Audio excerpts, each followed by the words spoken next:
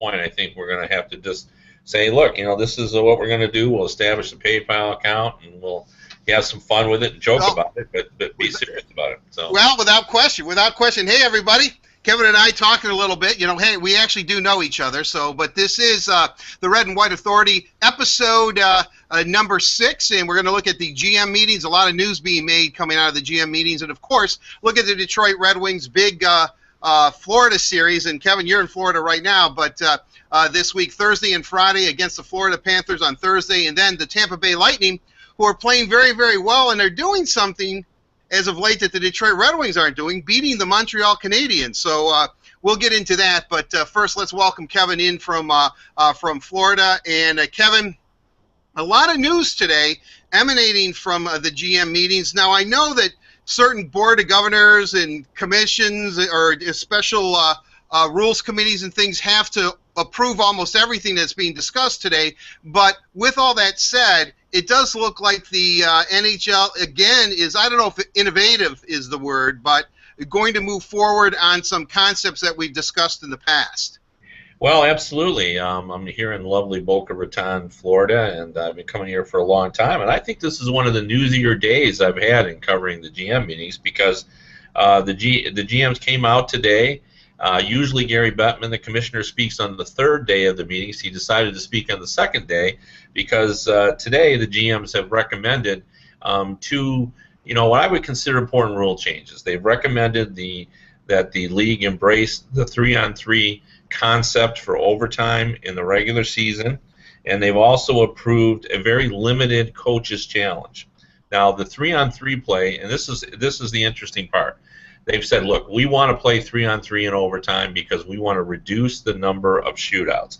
However, the players have expressed some concern about it. Matthew Snyder talked to me about it. I wrote a story about it.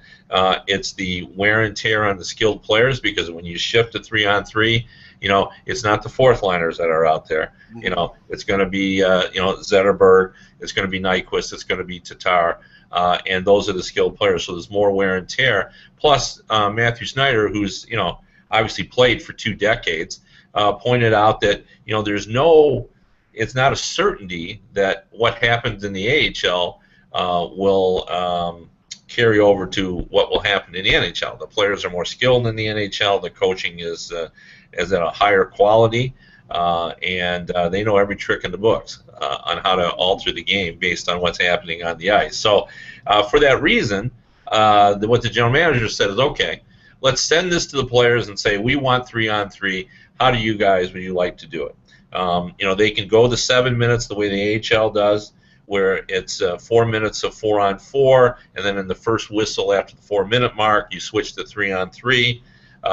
Or they can just go straight 3-on-3 for 5 minutes. Now, talking to Matthew Snyder, before all this happened, this was about a month ago, he said that he did not feel the players would buy into 7-minute overtime. So, based on that, although he did say they were going to survey the players because that's what Donald Fehr does, I would say they would probably want to see 3-on-3. And, in addition to the AHL, where they went last year, only 36% of the games were settled in overtime when it was 4-on-4.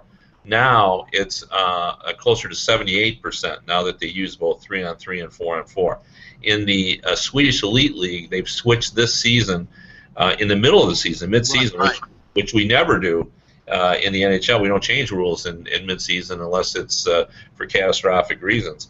But they changed mid-season, and they've doubled the percentage of games that are now being cited in overtime. So armed with that information, the GM said, the time is now. And, I think this is the right thing to do because they've been very careful on this. They didn't rush into it. This is, been spearheaded by Detroit Red Wings general manager Ken Holland, who, came up with the idea. I think it must have been almost 3 years ago now.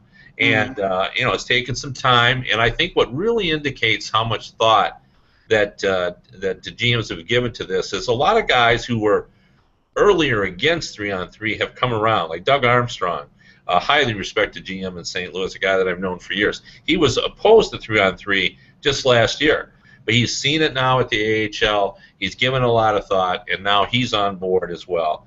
So I think this was done the proper way. I think they gave it a lot of thought. I think they want players' input because they're the talent. They know what's happening on the ice. They have to play in that environment, and I think it makes sense to send that to them and see what they have to say about it. But I'm pretty confident we're going to see some measure of 3-on-3 in overtime. I talked to several players. I was actually working on a story about this, and I found out that it's kind of a bureaucracy that you have to go through in the NHL to get really a rule passed. And first and foremost, Kevin, and I'm going to jump around a little bit here, I've been told that as much as there is a movement to maybe get rid of the shootout altogether, that Gary Bettman and NBC TV, and for the most part fans, actually love the shootout. So that's going nowhere. I mean, there might be less of them with 3-on-3, but the shootout is still here to stay, right? Oh, absolutely, and it's for the number one reason is that every survey they do, and fans, and teams often survey their season ticket holders, they all love the shootout. So they don't want it to go away. In fact, they made a big deal of that today because they don't want to get the backlash for fans because the majority of them, there's a very vocal minority who complain about the shootout, but the people who like it don't say anything.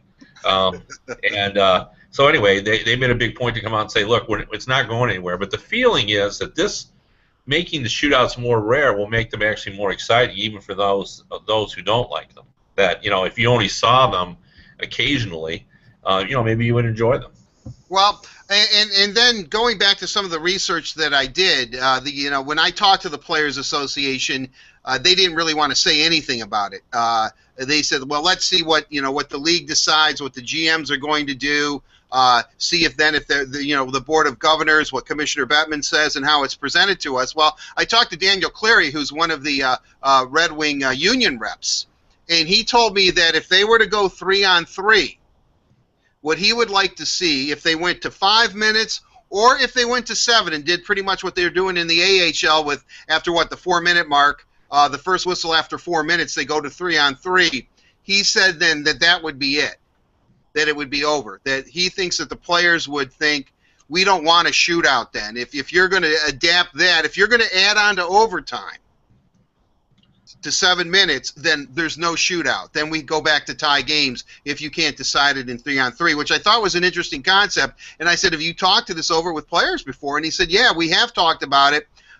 If they want to put more time on, we don't want to go to a shootout. But I said, but everybody kind of likes the shootout. He says, well, then, I don't know. Maybe we just go on 3-on-3 for 5 minutes then, if that's what they want, instead of 4-on-4. I mean, so and I'm asking you to speculate, Kevin, and who knows? I mean, Cleary is just one union rep, obviously.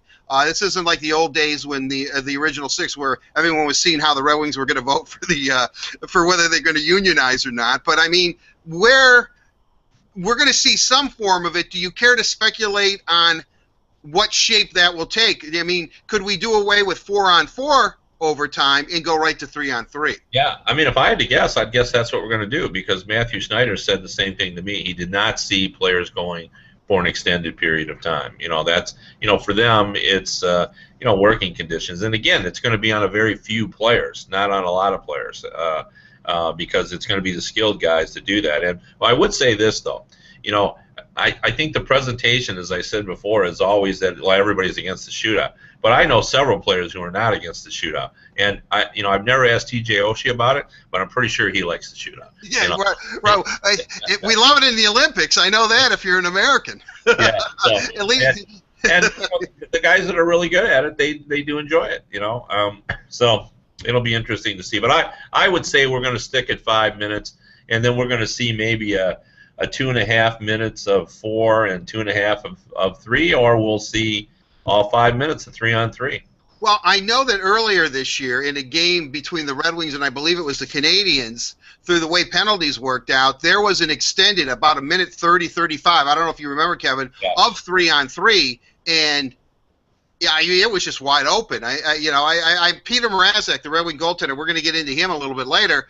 told me that what it really essentially comes down to, along with Jeff Blashill, the head coach of the Grand Rapids Griffins, who obviously is coached in 3-on-3, and Mrazek played in a game that the Griffins actually won 3-on-3, said it's just if you don't get a chance on one end of the ice, it's coming back the other way, and they're going to get a chance. I mean, it's just trading chances back and forth, and if your goalie makes a save, then you've got a good chance down at the other end, and then vice versa. I mean, it's kind of like a tennis match in a way, kind of a ping pong ball going back and forth.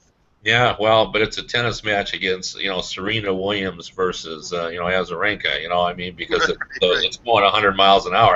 When I've seen it, it's been a series of 3-on-2 breaks because one guy gets caught and boom, it's going the other way, and then one of their guys gets caught, 3-2 coming the other way. So it's very exciting. And you can make an argument that because we don't see 3-on-3 very often, that this is just as contrived as a shootout. You see more shootouts and breakaways in a game than you see 3-on-3. We just don't see it very often. So it's very unique hockey. They'll look. There's going to be a lot of ice out there for these guys, to utilize, and it'll, the premium will be on skating. Like, we don't think of Clendening as a scorer, but you kind of want his speed out there in a 3-on-3 situation. So it'll be interesting. And I remember talking to Jeff Blashill about it earlier in the season when I first started taking note of all the results that they were getting in the AHL, and he pointed out that every coach in the AHL has seen it a little bit differently. Like, we've seen one defenseman and 2 forwards, we've seen 2 defensemen and a forward, and he has even seen 3 forwards out there at the same time. So I thought Doug Armstrong made a really interesting point today. He said, when I was asking whether we could expect to get the same results, because right now in the NHL, we're getting 58% of the games are going that go into overtime are going to a shootout, and as I mentioned before, in the AHL you're getting only 78% of the games are getting settled in overtime, and so only 22 and change are getting settled in a shootout. And I asked Doug Armstrong, can we expect the same results in the NHL? And he said, believe it or not, he said, I can make a case that we might actually be better at playing 3-on-3, or we might get better results because, he said the thing he notes in the AHL is the changes aren't as sharp. In the NHL, he said, we know how to change. And he said, they'll be crisper. And so, he said, we may actually get even more goals. He said, it's possible. I mean, it really could be. And if you think about it, it makes some sense because, they're going to keep the long change. So, guys are going to get caught, but they change better. So, it's going to be interesting. And I think Colin Campbell called the NHL a little bit different animal than the AHL, and I thought that was an apt way to describe it. So, when it comes to that next season, I think we're going to have to see how it plays out. All right, Kevin, finally, and I have so many questions I can go this way, but ties are a thing of the past. We will never see tie games in the NHL again. I don't think so, and I don't necessarily believe that Gary Bettman, the commissioner, is tied to shootouts, but I think he's pretty tied to not having tie games. I think every once in a while now we still hear that it would be better if we had 3-point games, like every game was 3 points. That right now it still seems that the parity is a little bit contrived because you're getting those 3-point games down in the bottom of the standings, and that's keeping everybody's point totals up just to make it seem like they're in contention. But it may be a mirage, but it seems to be working because we all talk about that everybody is in contention and so forth. So I don't know. I think you're going to see the way we do things now for the foreseeable future in terms of how the points are awarded. But I mean, let's face it. If you looked at it logically, shouldn't all games be 3 points? Well, of course. Is there any logic to some games being worth 2 points and some being worth 3 like we have now? No.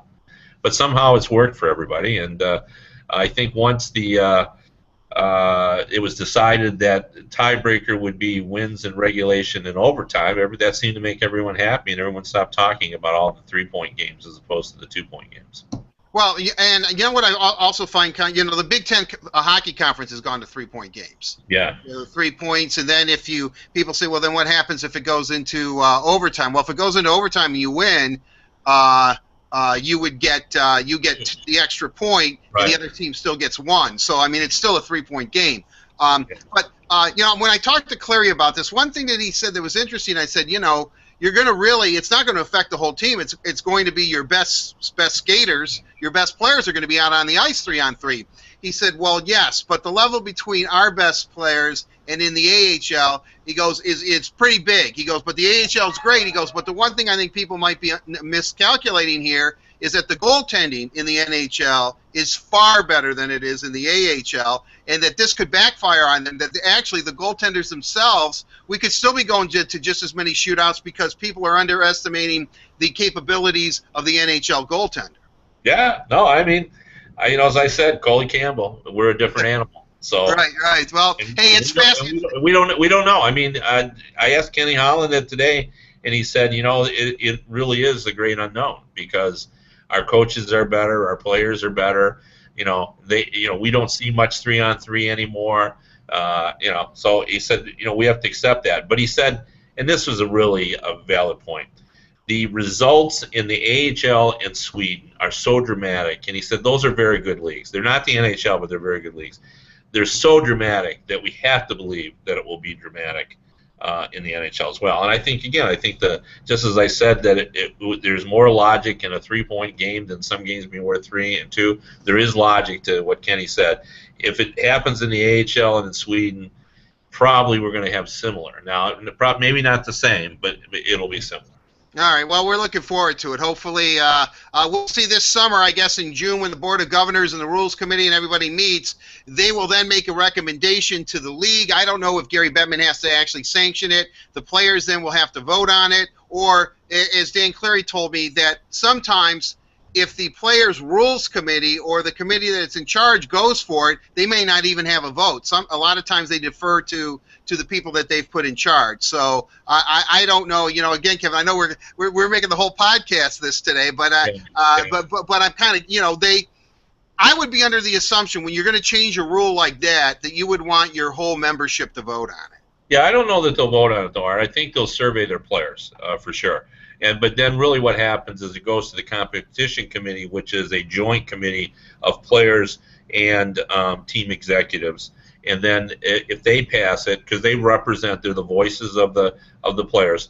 If they pass it, then it goes to the Board of Governors. If the Board of Governors passes, then it's law. So, I would think the way it would work is they would survey the players. The executive committee then would take the findings and make a recommendation to the members on their players committee, and then they would take it there. And once it gets to the players committee, they'll hash out, the fine details, and then they'll, pass it and then move it forward, whatever they decide. And again, I think most general managers told me today they're happy with either one.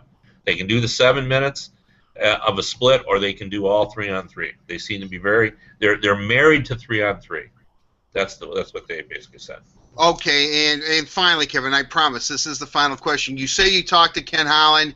I know from the conversations that we both have had with him over the years, this is his baby. It's all, anytime they bring up 3-on-3, Ken Holland is the first person they associate with it. He's told me that he was going to take a bit of a step back and not be such a proponent that, he carried the ball as far as he wants to carry it. Now he wants to hand it off to somebody else. How was he today? Is he more low-keyed? Was he celebrating in quiet? Or, is he pretty pleased that something that he has lobbied for the last several years looks like it's going to be a reality? Well, I mean, basically, he lugged the ball from his own 1 and took it down inside the 10, and then everybody just pushed it forward. It was pretty much a landslide. He was very calm about it. I joke with him that just like when we got rid of 3-on-3 play, and we called it the Edmonton Oilers rule, and I said this 3-on-3 is going to be called the Ken Holland rule, and he laughed about it, but he didn't wave his flag and saluting his contribution. But most of the guys that I talked to today, brought up the fact that Kenny Holland had brought this up, a long time ago. It's interesting, they changed the, gave the, as I called the coach's challenge today in 2 limited case situations. And Dale Talon brought that up 4 years ago. It was defeated 28-2.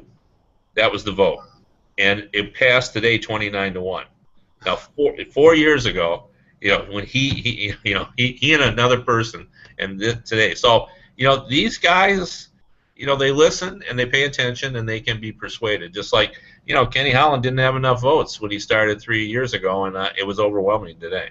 Well, man, now let's get to the coach's challenge. I mean, Mike Babcock isn't going to have to be, have a red hanky in his pocket when he wants to challenge, which is really, when you look at the multi-billion-dollar league of the NFL and how they do their coach's challenge, it's comical to a certain degree. How is this going to work? I know that it's limited, yet, again, I have to applaud the league for going to it. Yeah, no, it makes some sense. There's only two instances when you can use it. You can use it on a goalie interference call, and if there's a goal scored and you think that it was wrongfully scored because of goalie interference and it wasn't called, you can signal the referee, and that's the funny part. They haven't decided what to do yet. I mean, they can't throw something in the referee's direction because they'll get a misconduct for that. So they'll have to kind of sort that out. But anyway. You can say that the goal shouldn't have counted because there was a goalie interference, and if they look at it in a replay and agree you're right, then the goal will be taken off the board. You can also do it the other way. If you think your goal should have counted when it was waved off because of goalie interference, and you don't think that was, and you can challenge that, and lo and behold, if that's true, then your goal will count. But the one thing they will not do is call a penalty based on the replay. And Gary Bettman had the stats at his disposal. There were probably about 112 of these that they looked at, and they thought that 4 or 5 would have been reversed had they been able to see a replay. And he did point out that and I didn't know which one he was talking about, but there was a couple last season in the playoffs that he thought that got a lot of attention, that he said perhaps could have been overturned if this had been in use. So you lose your timeout if your challenge is if you lose your challenge. Right now what they're talking about is they don't want to see the coaches not be able to use their strategy timeout in the closing minutes. So they're going to fine-tune this a little bit. We could see maybe that in the final 5 minutes, like all goalie interference calls are reviewed automatically, so that you wouldn't have to do it if you didn't have your challenge. They're going to have to do something because they don't want to have a coach not be able to use his timeout for what would be normal strategy. So, and then the second thing, and I don't think this is going to happen very often, but when the puck leaves the rink and a penalty is assessed, and you think it was wrongfully assessed because the puck was deflected, you can ask for a replay to be shown, and if it turns out that it was deflected or it hit the glass, that penalty is taken off the board. Again, you cannot use this to get a penalty call. So I don't think, because we all know that the camera doesn't always follow the flight of the puck when it's taken off into the rink because when it's deflected, I don't think we'll see that very often. I just can't imagine, because I think that's risky business. You don't know what the camera angles are, and there won't be enough time for you to look at them all.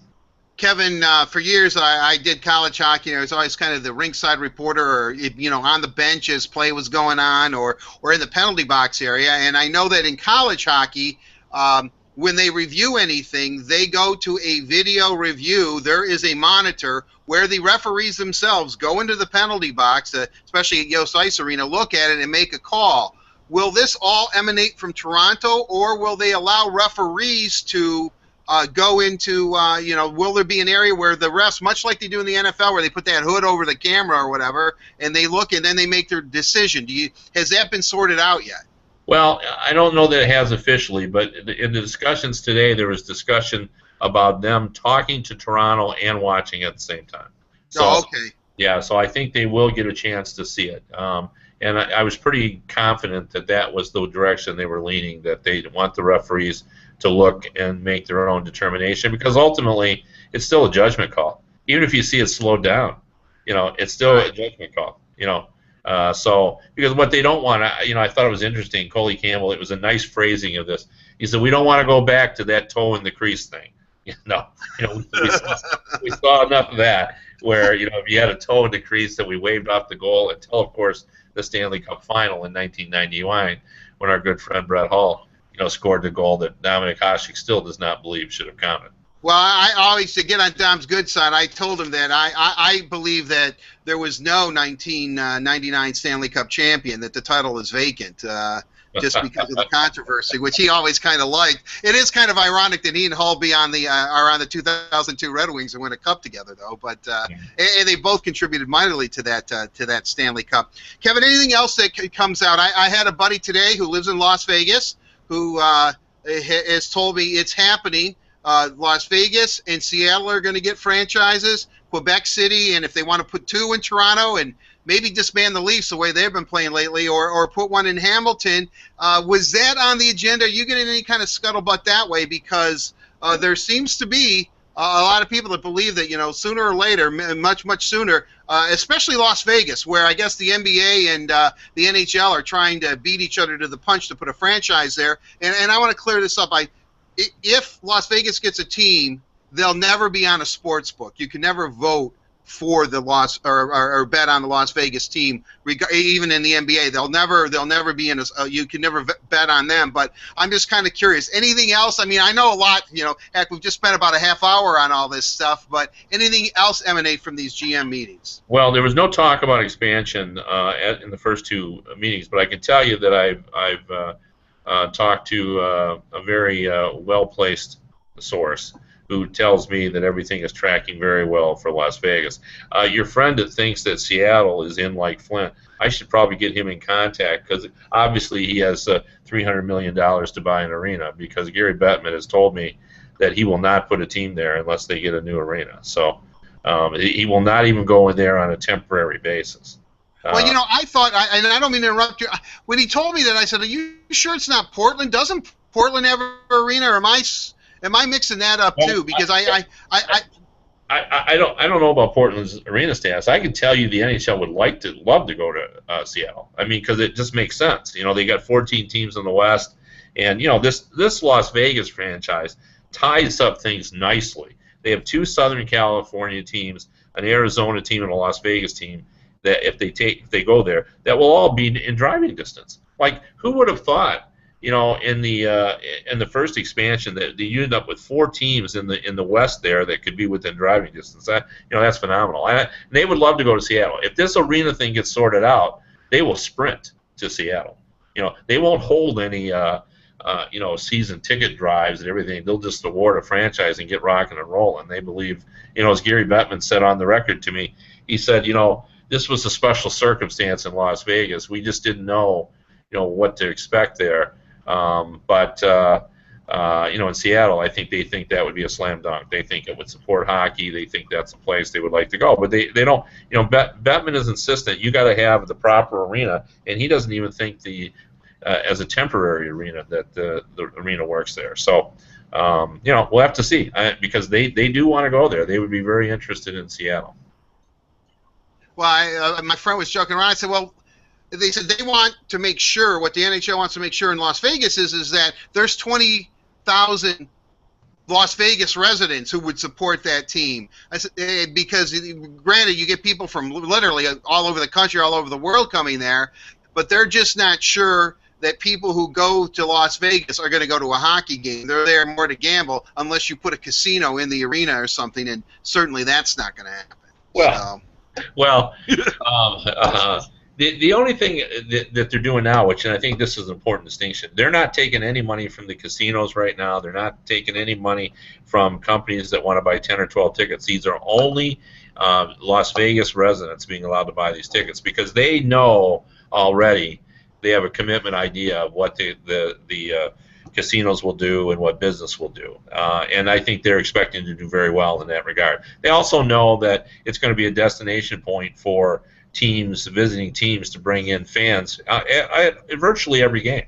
There will be a Kings contingent that comes. There will be a Coyotes contingent. I'm reasonably confident every time the Red Wings go there that some travel agency here in Detroit is going to have a plane full of 250 Red Wings fans who are going to go there and spend the weekend there. Without doubt.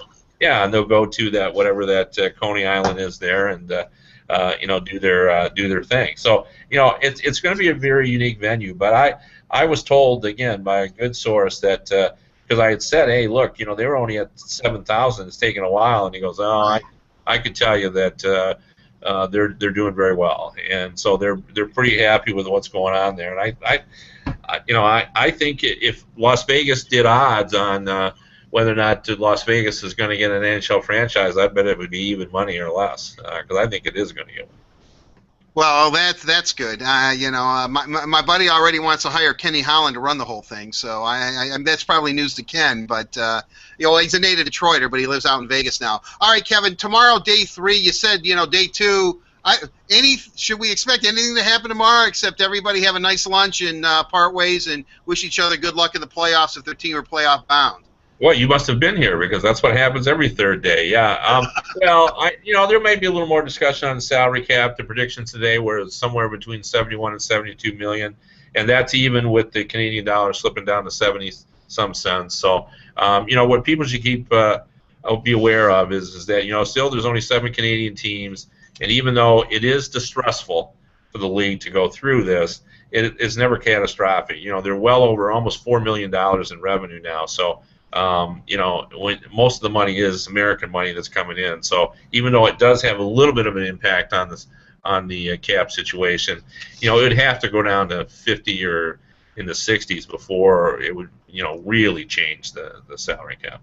All right, let's move on for the GM meetings. Kevin's been living it for the last couple of days. Probably thinking, thank heaven. All right, this is the red and white authority. All right, we're not breaking down the league, although it's fun. But I have to admit, after watching the debacle in Philadelphia where the Red Wings were plastered 7-2, and we're really a strange game because in the third period, every time I turned around, it seemed like the Flyers were scoring a goal. Then to watch the Pittsburgh Penguins and the Red Wings do battle, and to see Petr Mrazek play, which I thought was his best game as a Red Wing goaltender, simply because he made a lot of great saves and a lot of rebound saves, and his positioning was fine. I am kind of wondering, and obvious, Kevin, you know how it is here in Detroit. Jimmy Howard is not on the top of everybody's list since he returned from his groin injury as far as people being confident in him. Could there be a goaltending controversy brewing here with the Red Wings? Well, you may be surprised at this because I have backed Howard. I thought he played well early on. They've said he's their long-term goalie. But I think we've reached the point now where we're out of his I'm coming back from injury zone, and now we're in the perform or else zone.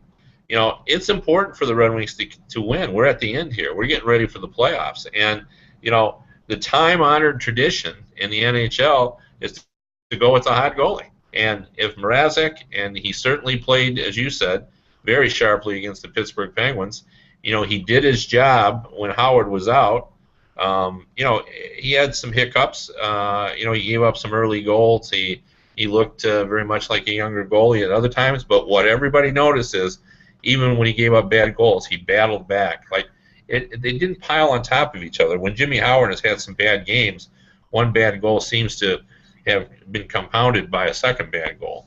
And Mrazek has given up bad goals, and then he's dug in his heels, and he's looked good. When he was replacing Howard. So I think Babcock has got to be thinking, I got to go with the hot guy. You can call that a controversy if you want, but I think Jimmy Howard would understand this, that at this point he's far enough removed from his injury now that okay, there's no grace period now. It's play well, or the next guy's got to step in because he is playing well. Well, and what I find interesting about that is that if you look at it, and we have talked about this off the air, shall I say, not during a podcast, that the Red Wings, there is some speculation or talk in the organization that because Jimmy Howard is signed to such a long-term contract, I believe he has 4 more years after this year at a relatively cap-friendly hit, actually, but still enough where it almost makes him maybe perhaps untradeable. And the Munster's only on a 1-year deal. That if they wanted to make a big splash, perhaps their biggest asset to bring in perhaps a scoring forward to play with a Dylan Larkin or somebody would be to trade Mrazek, but I can't see that happening right now because Mrazek is playing very well, obviously, but, because Jimmy seems a little bit unsettled. Yeah, and to be honest, I don't think Jimmy Howard is untradeable. I look around the landscape, and I'm not starting the drumbeat for Howard to be traded, but I think he could be traded if you decided to go in that direction. I mean, the Edmonton Oilers have not had a goalie of Howard's level of accomplishment or his potential in a long time. The San Jose Sharks are looking like they're going to make changes this summer. I mean, there'll be places you could trade him if you want to do that. Now, I'm not suggesting they are going to do that, but I think it could. I think it might in some respects. It's a little easier to trade a proven goalie than a younger goalie. So it will be interesting to see. But I'll stick to my guns and just say I think they got to go with whoever's playing best. And based on what we saw in Howard's last outing and Mrazek's last outing, I mean, we've seen Babcock not be unhappy enough with Howard to go in a different direction. So I think it's possible that Mrazek could suddenly start getting playing time. Well, as we've said on previous Red and White Authorities, Mike Babcock always says, listen, I don't determine a player's ice time. They determine their ice time. It's a Babcock, but in a strange sense, so you're right. And I'm not saying he's not a big fan of Jimmy Howard, he being Mike Babcock, yet at this point where the Red Wings are, as this Atlantic Division seems to tighten up with each and every day after games are played, that Babs doesn't fool around. And so he's going to go with the guy he wants to go with. And right now, how do you think this would play out? Again, I know they had a practice today. Thursday, do you think Howard, and if Howard plays well, they give him Friday in Tampa? Because I know last podcast you said, listen, the Tampa game, it's time for the Red Wings to make a statement against the Tampa Bay Lightning. So will we have a statement made by Mike Babcock or where he's leaning, depending on who plays in net that game? I think Mrazek's playing one of these two games. I don't think there's any question of that. It's just a matter. It'd be maybe we can tell more by who he plays him against. Right. Yeah, because I think they do. I mean, Tampa Bay is now 4-0 against the Montreal Canadiens, and we all know what kind of luck the Red Wings have had against the Canadiens and the Lightning this season. So I think it is time for a big statement. And I know the players, if they were listening to this, would say, there's no such thing as, there is. You're lying to yourself if you don't believe there's a statement game, because, this is still, you play sports because you want to win, you're competing, you love the competing. Fans watch because they want to be competitive. And this is an important game for the fans of Detroit. And players know that. These players are smart. They get all this. So, they're lying to themselves when they say there's no such thing as a statement game, because I think this is a very important game. We're late in the season. You've got to at least plant the seed of, hey, we can take you down. And I think, if you believe that, you got to go out and give it your all. You got to play this like it's a playoff game. Before we continue on the Red Wings and still talk a little bit more about goaltending and look at the week's games, shall we say, through Sunday when they host the St. Louis Blues, I wanted to ask you about the Pittsburgh Penguins. And what's going on with that team, Kevin? I mean, they seem to lose it. And I know they didn't play well the day before they were shut out, but again, a journalist that you and I both know, we were sitting there talking a couple of days ago about the Red Wing Penguins game. They said, they tried to make Balisma the fall guy. And I know you love Sidney Crosby and you're really tight with him and you write excellent articles about him each and every time. They said, well, let's be honest here. If this continues and they don't get out of the first round, maybe Sidney Crosby's the problem, because there's obviously something going on with the Pittsburgh Penguins because they look like a fragile team. Fair assessment or not a fair assessment? Well, the problem is not Sidney Crosby. I ended up. I'm not surprised you would say that. Oh no, I know. Yeah, no, I've been known. I've been said to be a Crosby guy, and that doesn't actually play well at Detroit. No, it doesn't. No, you might as well say you're a big Michael Jordan fan too. Yeah, I went in to get a true story. I went in to change my phone at the Verizon Center. and the guy figured out I can't remember exactly how, but that I was the hockey writer for USA Today, and he said, "So you must hate Crosby, right?" And I go, "No, I like Sidney. I've known him since he's 16." The whole tenor of our transaction changed dramatically. He didn't hardly say anything to me. It was so perfunctory. Like, I'm sure I got the worst possible deal on a phone. He was not. He was an Ovechkin guy, and he just hated my whole thing. But anyway, I ran into the highly entertaining former Red Wing Jim Rutherford down here, who's obviously the GM of the Penguins now, and I engaged him in a conversation just about his Penguins and the fact that they self-destructed Sunday afternoon. And this was a problem, just as you alluded to, that they had last season that caused Bylsma his job. They imploded, during the postseason, and they really are not built for postseason competition. The tight, highly competitive, gritty playoff style of hockey, it was not their game. And Johnston has come in and changed all that. They're playing very similar to the way the Red Wings play. Puck possession, take your beating, but make your plays. You retrieve the puck, get it out of your zone. But what I said to Jim Rutherford, and he basically agreed with me, I don't think we have any idea whether the Penguins are any good. I would argue that Pascal Dupuis and Ali Mata are two of their top 8 players, and both of them are gone for the season. We haven't seen Dupuis, and Mata is in their top pairing. He was this season, and he's as strong on the defensive end as he is on the offensive end. So, and on top of all that, they've been hurt all season. Like, every time you turn around, the other day, Rutherford said, I showed up at the rink, and I said to, I think Billy Guerin, who's his assistant, we finally, this is the first night we have everybody other than our 2 main Asian guys together, and he said, and they came down and told me that Crosby couldn't play because he was ill. And then in that game, Holmquist and Malkin went out. Malkin is now gone for another up to 2 weeks.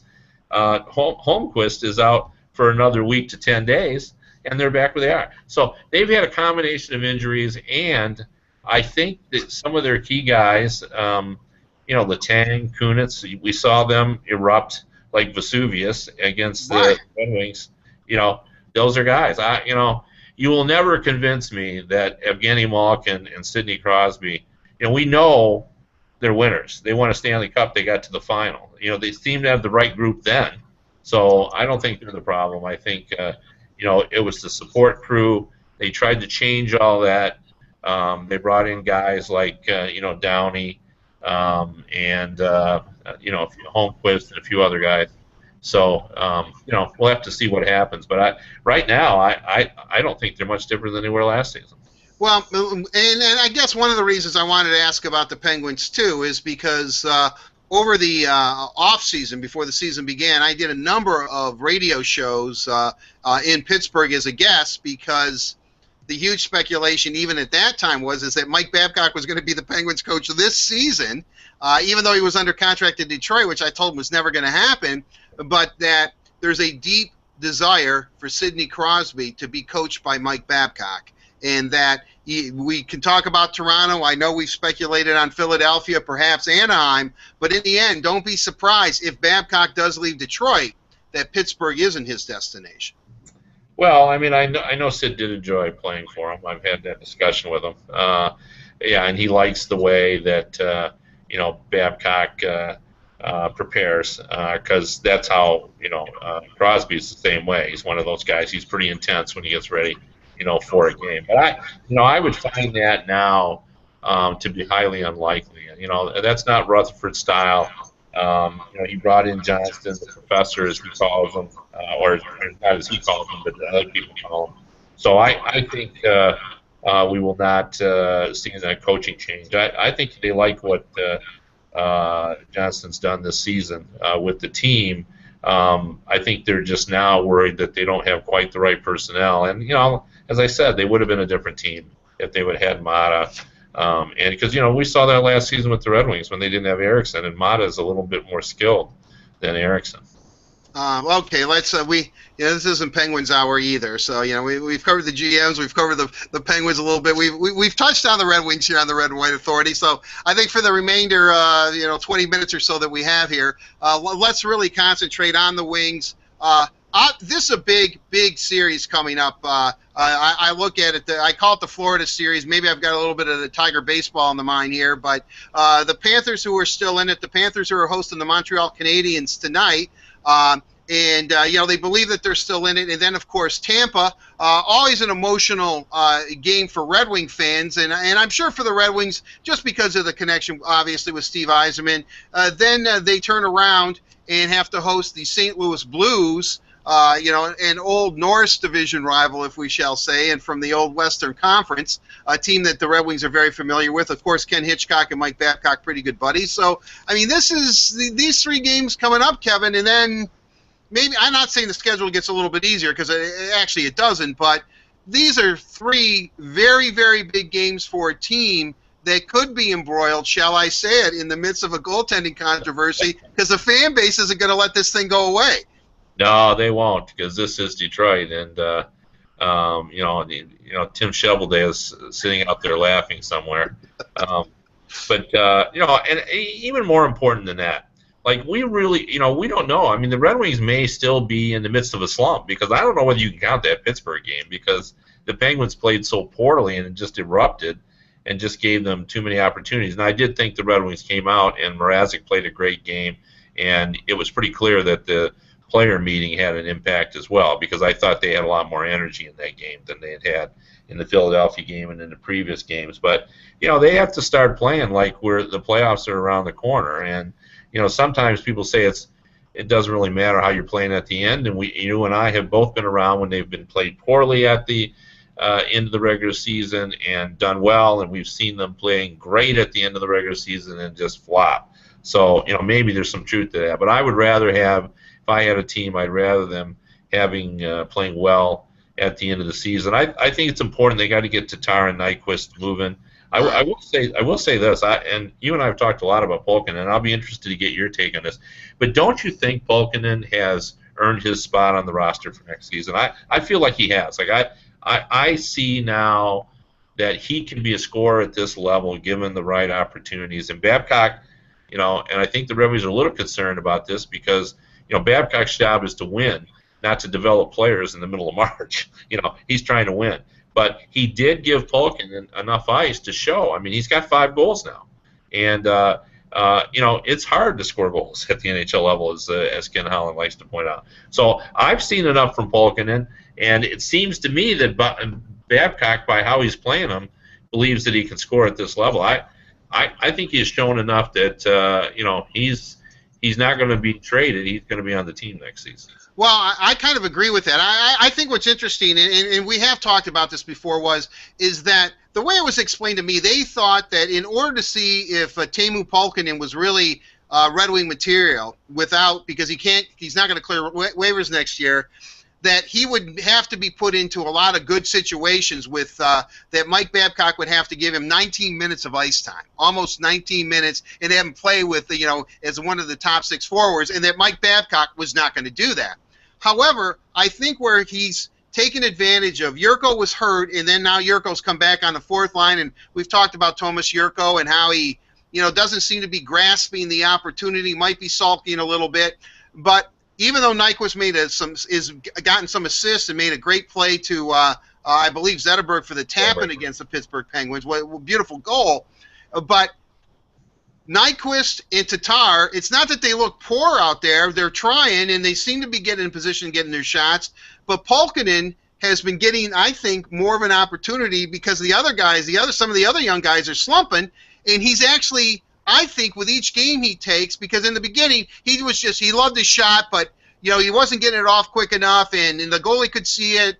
But now I think he's acclimating himself to the league, which to me is the mark of a good player. He wasn't getting frustrated because his shot wasn't going in the beginning. And granted, he's only played a handful of games, but what I like to see from him is that I think you have seen in a brief period of time a player that's able to adjust and evolve into the NHL game, I actually agree with you. I think Pulkkinen is on this team, and the thing I like about him, he isn't the biggest guy, but he's not afraid to go in the corners, much like Zetterberg. You know, my favorite Henrik Zetterberg story is when he was a little kid playing in Sweden, he knew that, you know, he was even smaller. He said, imagine Henrik Zetterberg is a real small kid. He, you know, his growth spurt, which he claims wasn't much of a growth spurt, but happened kind of later in life, that he had to figure out if he wanted to continue to play hockey, how to go into the tough areas and get the puck without getting hurt, without getting checked. And Pulkkinen seems to have that rare ability too. You know, not to keep mixing sports here, but it kind of reminds me of the way Barry Sanders ran the ball for the Lions. He never really got a good lick on. You know, very rarely did you see Barry Sanders get plastered. And I know Zetterberg lately, some guys have been taking runs at him in open ice and elbowing him, and hockey's a little bit different. But in truth, I like Pulkkinen's game more of what he does to get himself open and free to find his shot, and he isn't afraid to go into the dirty areas and work to get that puck. So, you know, I reserve judgment, but I have to give him credit because he's done the most with what Babcock has given him. Yeah, well, I'd like to make 3 more points about him, and that's this. First of all, I think his release has gotten better, even in a short period of time. And I think, to me, you know, there's been some comparisons to Brett Hull because he's sort of got that kind of the shorter, stockier build. You know, not fat, but just a little bit stocky. But he never really, in the first few games, could show that Brett Hull's release. I mean, what made Hull's shot so ridiculously hard is he got it off in like a millisecond. Well, his release is getting better. Secondly, I mean, in his 5 goals, he's blown it by some good goalies. I mean, right. We just don't see that anymore at the NHL level. Like he just ripped it by Fleury, you know, above his shoulder. I mean, Fleury's having a great season. I mean, Fleury has played top-notch hockey this season. You know, Vezina Trophy finalist style of hockey this season, and he just ripped it by him. And you know, we don't see that much anymore at the NHL level. And the third thing is the cocky / confidence that Pulkkinen has. I would say he's sort of the Mrazek of young Red Wing forwards, because, you know, Mrazek, you know, believes he's an exceptional goalie. That's why I think he can dig in and come back from giving up bad goalies. He thinks, you know, I should be a #1 goalie somewhere, and I say that kiddingly, but I think that's what fuels him. I think the Red Wings love that about him. Like he believes he's good. Well, I think Pulkkinen thinks he's pretty good, and I think that's a good thing. I've been very impressed by him. I was just because I've been talking to the same people you have, and you know, where it just seemed like it was touch and go of whether he was going to find a spot, because you know, this season he's had a great year, but you know, it's taken him a while to get here. Well, now that he's here, and he did get that opportunity, and I agree completely. I think it's been helped by the fact that the Red Wings had trouble scoring goals, and he was at the right place at the right time, and he could score goals.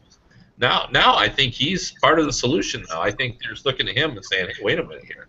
Now we've got Nyquist, Tatar, Sheahan, and you know, we thought we had Yurko. Well, maybe we're not so sure anymore, but now we got Pulkkinen. So I think there's the Red Wings have a lot going.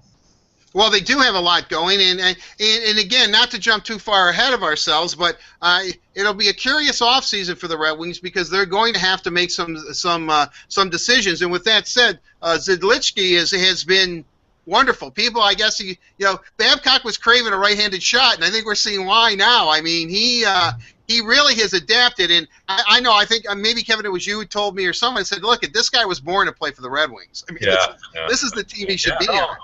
I just wrote that story again today because I've said that. You know, and as I said before, he's sort of Rafalski-esque. He plays that transition game, not as good as Raffy was defensively, but been pretty good, I felt. I thought positionally he's been really strong. I think I agree with you. I think all of a sudden now they're already thinking about next season. But I wrote a little piece where I said, has there anyone been any better of the trade deadline acquisitions than Zidlichki? I mean, Keith Yandle has 1 goal in 7 games. Sekera, who was the big stud from Carolina. Right. LA brings him in, 2 assists in 8 games.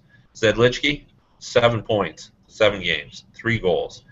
Not only that, but looks like he's been playing with the Red Wings for 20 years. I mean, he really looks good in the offense. It changes their power play. They can flow it all left now. He's open, and again, I mean, different style of players, obviously, but we all remember Shanahan opening up on the left-hand side of the ice with the right-hand shot, and Zedlichki can set up over there and do exactly that. Different style of players, but just the right-hand shot in the left wing circle area, and opening up and firing the puck, and then also he can be on the right point, and it does make a difference. The pitch and catch with the other point man, just throwing it back and forth when you go right to left, it makes a difference. When we look at it now, as we said, this big series coming up. People have been a little bit miffed at the Red Wings seem to be breaking down defensively. It seems that Kyle Quincy, everybody likes to pick on Kyle Quincy, but he's become passive again. Jonathan Ericsson, for whatever reason, come hell or high water, he's going to clear the puck up the middle in his own zone, even if it's to the other team.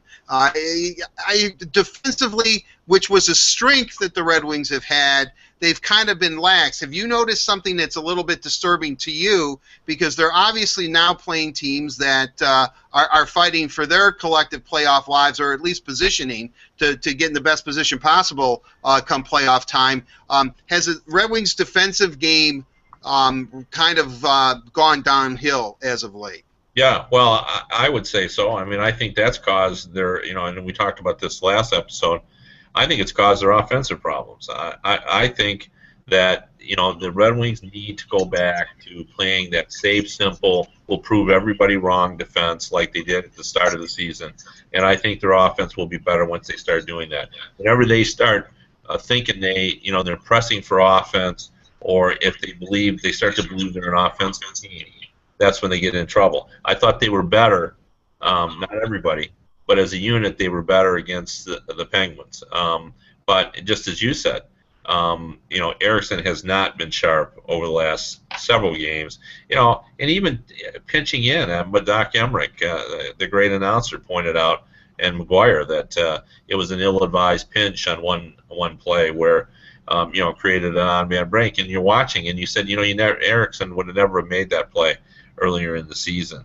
I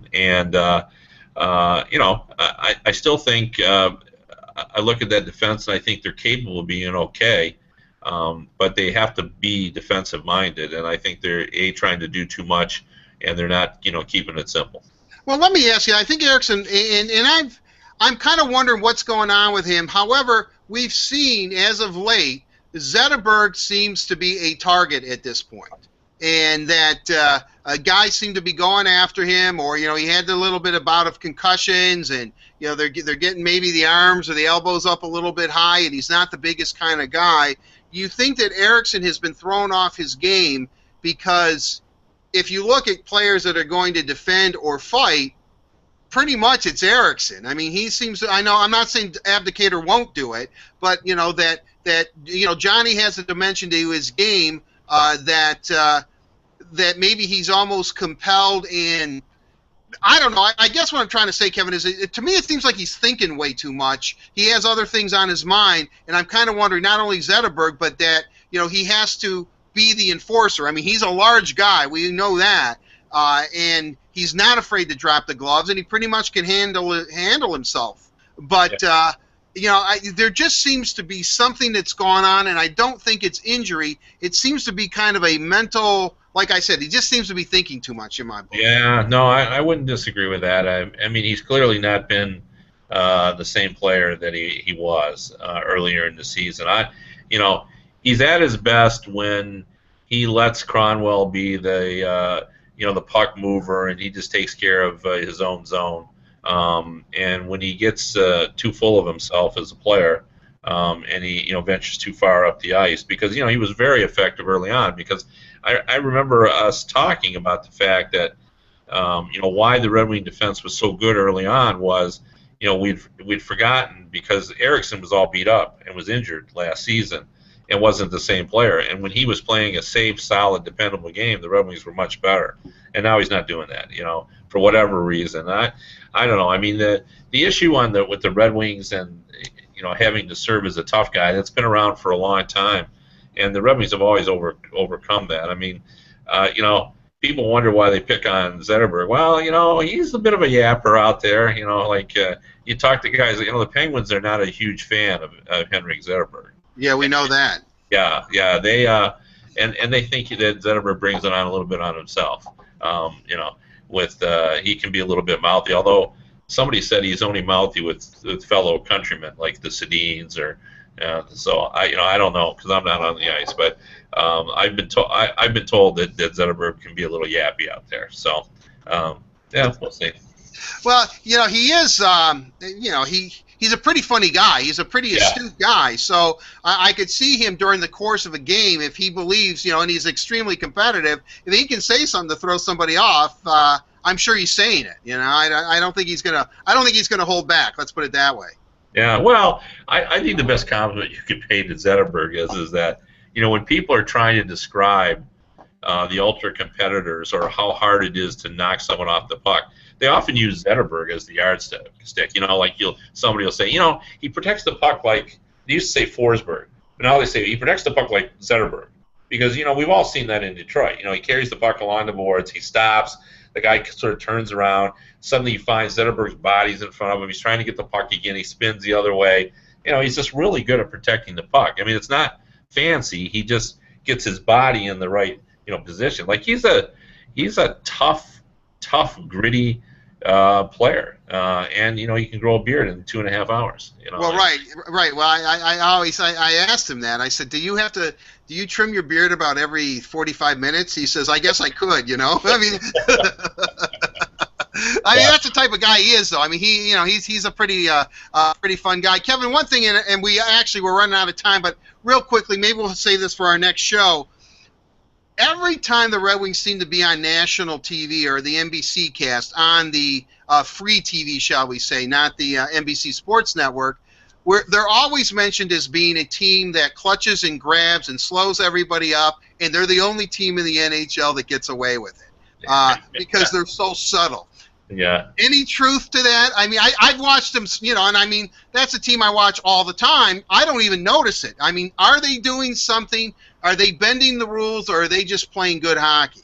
I think they're just playing good hockey. I mean, hey, look, when the rule reformation, as I like to call it, came in 2005, Nick Lidstrom was the most masterful holder that I've ever seen in my life. Like, he in the clutch and grab era, like, he could hold a guy up, and it was so subtle. Like, you felt like you're all tied up, and yet you didn't feel his hand or stick on you and everything else, but you feel like had rope around you. I mean, that's what guys would tell me, just because he'd have his stick under your arm and his other arm would be tying you up, and so everybody said, now that he can't hook and hold, now we'll see how good he is. But he just figured out how to do it without getting a holding call. He's just masterful at that, and maybe he taught some of the guys, before he left, how to do it, because I don't see it out there, but I've heard the same thing you have, that the guys, when you play the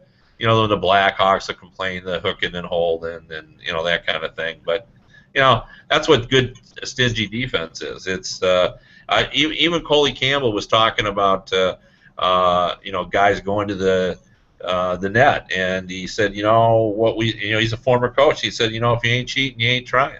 Right. I mean, that's true. And it's interesting. If Nick's taught the D how to hold some guys up without getting caught, I think the influence that Zetterberg has had is staying strong on the pucks and strong on his skate. Really looks like it's starting to pay off for Thomas Tatar and Gustav Nyquist, because they're both pretty. They're not the biggest guys, yet it's pretty tough to get the puck away from them. Oh yeah. Well, and it's hard to draw any comparisons because it's risky business. But yes. I mean, when I watch Tatar and Nyquist, what I think of is Datsuk and Zetterberg when they were young players. They're different styles of players, but when I say the comparison is, you can see that there is something special about their ability, in the offensive zone. I mean, Nyquist is a dangler, and we've seen already, just phenomenal plays he's made. And Tatar, to me, it's just what you said, the ability to be able to handle the puck with guys on him and protect the puck and get the shot on goal and to take care of himself. He's not a big guy, but he can handle himself in the corner and come out with the puck. I mean, these are very special players, and the last thing that comes together is the level of consistency. We're seeing that a little bit this season, but just as you pointed out, Nyquist is not getting a lot of goals, but he made the great play to Zetterberg in the game against Pittsburgh. All right, Kevin, let's leave our audience hanging. One final question, and I don't want you to elaborate, almost like a yes or no answer or one-word answer, shall we say. Okay. Playoffs start tomorrow. Red Wings are going up against, let's say, Tampa Bay, because I'd love to see him go up against Stevie more than Ben Bishop, but even though Yzerman's not going to be playing. But who's in net for Detroit? Howard. Yeah, you know what? I think it's going to be Jimmy too. Unless he has a total collapse, I think it'll be Howard as well. All right, Kevin. Now I'm not sure. I know you're busy, and I know you're writing a story that sounds wonderful. Looking at the Florida franchises. Friday, you want to try this again, or? Yeah, we can try to do that. We could do it, in the morning and try to have something. Maybe going into that big game Friday night because they'll play Thursday night. Right. So, yeah, let's talk about the game against the Panthers, and then we'll sort of set up the battle with our good friend Steve Yzerman. All right, we certainly will. Kevin, it's always a pleasure. Kevin Allen of USA Today. I'm Art Regner. This is the Red and White Authority, Episode 6. The number keeps getting larger and larger and larger. We'll have to have a very special episode. Maybe we'll get it catered or something, Kevin, Episode 100, which I think will be sometime in August. Yeah, it'll probably have to be catered by Terry and Michelle. So. Hey, I'm not complaining. Kevin, enjoy it down there. Great job, man. This was a lot of good things happening today. 3-on-3 on the way, coaches challenge, goaltending controversy. Does it get any better than that? No, and it was all while I was standing about 50 feet from the beach while this was going on. Just waiting for him to come out. Well, good. All right, Kevin. Well, enjoy the beach. Enjoy your stay in Florida. We'll talk to you on Friday. For Kevin Allen, I'm Art Regner. This is the Red and White Authority. We'll see you real soon. Take care, everyone. Bye-bye.